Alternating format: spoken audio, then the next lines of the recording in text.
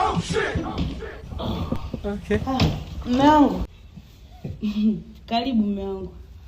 Asante sana. Shikamoo. Marhaba, mambo vipi? Safi, karibu. Asante.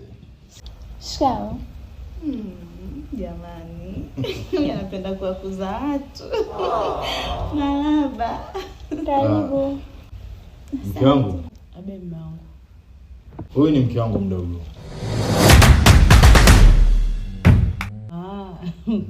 Karibu mdogo wangu. Asante. Amekuja tutaishi naye hapa. Mume wangu. Mkeo mkubwa na adabu. Ni kweli, maana nimemfundisha vizuri pia. Wewe jisikie uko nyumbani hapa mdogo wangu na tunakupenda sana.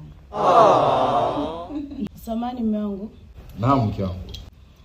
Ungependa nikuandalie chumba kipi? Kile tunacholala au cha wageni? Mimi nadhani chumba chetu kile kinanifaa zaidi. Basi naomba nikakuwekee mdogo wangu. Naisi ungeacha tu kwa sababu nishafika nitaingiza bana. Njoo. Smoke weed every day. Bana. Naomba nimsaidie nipeleke chumbani. Bana jamani, nimefika leo ninasumbue. Hata sijali. Oh my god. Psych. Bana sijali, mimi nitaingiza mwenyewe. Stop right there, criminal. Basi mimi nadhani mke wangu naomba sisi tukapumzike. Karibu mume wangu, tujisikie amani, hapa ni kwako. What the dog doing? Dada. Chumba chako, nyumba yako, mume wako, unamwachia kitanda akae na mwanamke mwingine. Si ungempa chumba cha wageni akapumzika? Wewe mtoto.